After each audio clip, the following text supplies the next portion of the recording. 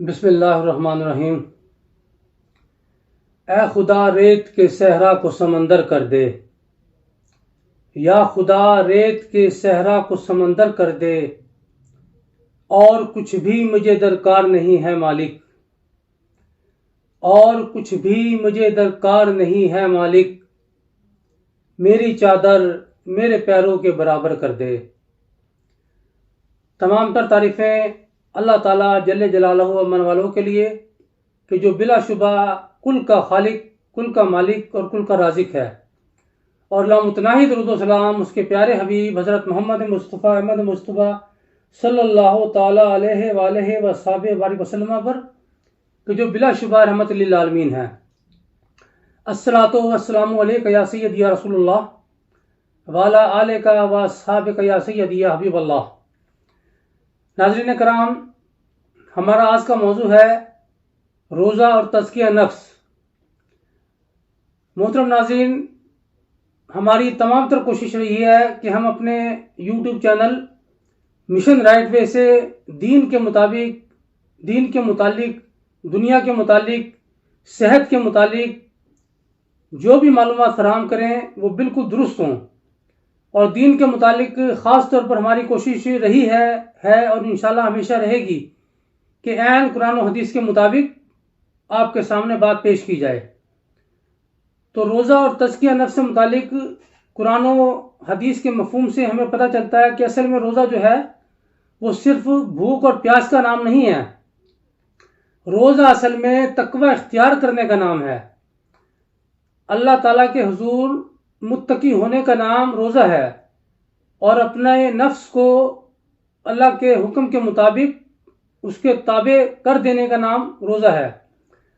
تو آج ہم قرآن و حدیث کی روشنی میں یہ دیکھیں گے کہ آیا روزہ اور تزکیہ نفس کیا ہے۔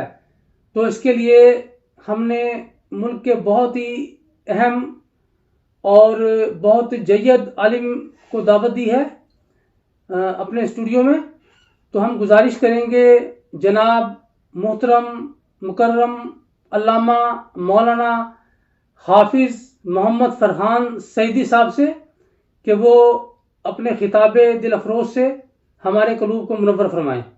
جناب مولانا مفتی محمد فرحان سعیدی صاحب۔ بسم اللہ الرحمن الرحیم۔ حضرات محترم، اللہ تبارک و تعالی نے ہم پر رمضان المبارک کے روزے فرض کیے ہیں، اور جہاں پر انسان کو اخروی فائدہ پہنچتا ہے وہاں پر انسان کو دنیاوی فائدہ بھی پہنچتا ہے۔ اللہ تبارک و تعالی نے رمضان المبارک کے روزے میں بہت سی برکات رکھی ہیں، اور رمضان المبارک کے روزے فرض کرنے کے بہت سے مقاصد ہیں، اور ان مقاصد میں سے ایک مقصد ہے انسان کا تزکیہ نفس کرنا۔ اب تزکیہ نفس کے بارے میں اللہ تبارک و تعالی نے قرآن مجید میں ارشاد فرمایا، وَمَن تَزَكَّىٰ فَإِنَّمَا يَتَزَكَّىٰ لِنَفْسِهِ، کہ جس نے اپنے نفس کو ستھرا کیا تو اس نے اپنے آپ کو ستھرا کیا، اور اس کا اپنا ہی بھلا ہے۔ اب تزکیہ نفس کسے کہتے ہیں؟ جو مفسرین کرام، صوفیاء کرام نے تزکیہ نفس کی جو تعریف کی ہے وہ یہ ہے کہ انسان صحیح اور غلط میں فرق کر سکے، اور اپنے آپ کو غلط کاموں سے بچانے کی کوشش کرے، اور اپنے اندر ان کاموں سے بچنے کی طاقت اور قوت برداشت کرے۔ اس کو ہم تزکیہ نفس کہتے ہیں۔ سامعین عزیز احتشام، رمضان المبارک کے جو روزے ہیں یہ تزکیہ نفس تزکیہ نفس کے لیے ایک بہترین مجرب ہے، ایک بہترین دوا کے طور پر اللہ تبارک و تعالی نے ہم پر رمضان المبارک کے روزے فرض کیے ہیں۔ اب دیکھیں، جو زندگی ہے اسلام کی، انسان کی، یہ تین چیزوں کا مطالبہ کرتی ہے۔ پہلے نمبر پر غذا کا مطالبہ کرتی ہے۔ اگر انسان نہ کھائے تو اس کا جسم کمزور ہو جاتا ہے۔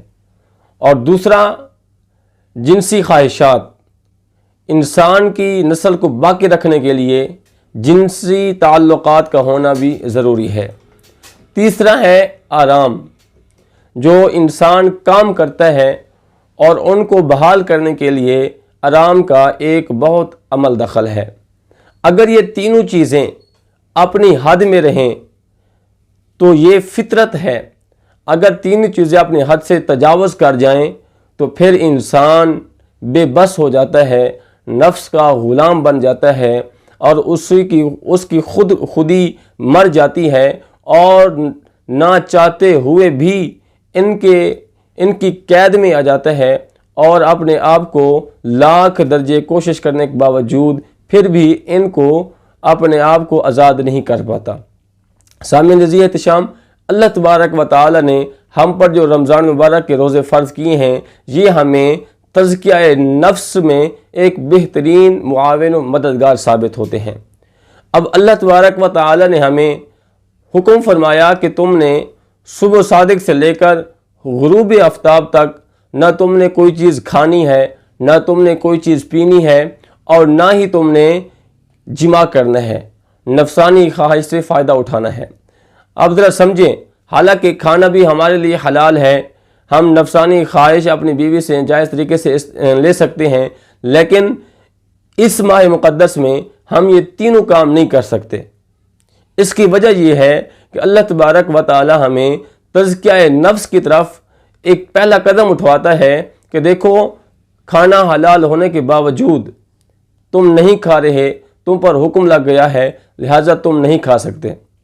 نبی کریم علیہ الصلوۃ والسلام نے بہترین فرامین ہمارے بارے میں ارشاد فرمائے ہیں، اور تزکیہ نفس کے بارے میں اللہ تبارک و تعالی نے قرآن مجید میں ارشاد فرمایا لعلکم تتقون، تاکہ تم پرہیزگار بن جاؤ۔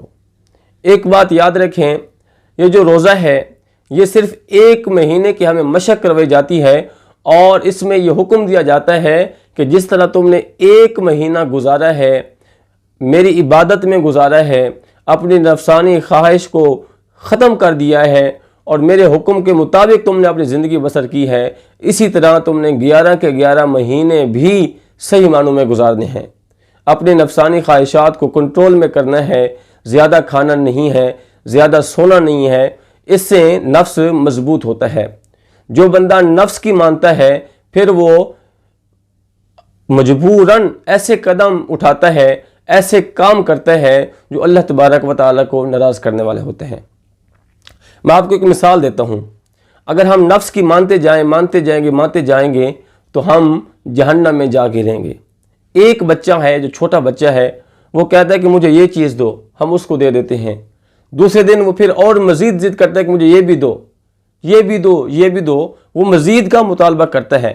اسی طرح ہم اگر نفس کی ایک بات کو مانیں گے، دوسرے دن وہ کہے گا کہ مجھے یہ بھی چاہیے، مجھے یہ بھی چاہیے، مجھے یہ بھی چاہیے، پھر ہم مجبوراً اس کے نفس کے ہاتھوں مجبور ہو جائیں گے، ہم اس کی ہر خواہش کو پورا کریں گے، پھر حرام و حلال کی تمیز کو بھول جائیں گے، ہم اپنے نفسانی خواہش کے تابع ہو جائیں گے۔ تو یہ جو روزہ ہے یہ ہمیں بہترین درس دیتا ہے کہ تم نے جس طرح ایک مہینہ گزارا ہے، تم نے 11 کے 11 مہینے بھی ویسے گزارنے ہیں۔ تم نے اپنے نفس کو اپنے تابع کرنا ہے، نہ کہ تم نے نفس کی تابع داری کرنی ہے۔ اللہ تبارک و تعالیٰ کی بارگاہ میں دعا کرتے ہیں، مالک مولا ہم سب کو رمضان مبارک میں تزکیہ نفس کرنے کی توفیق عطا فرمائے۔ وآخر دعوایا ان الحمد للہ رب العالمین۔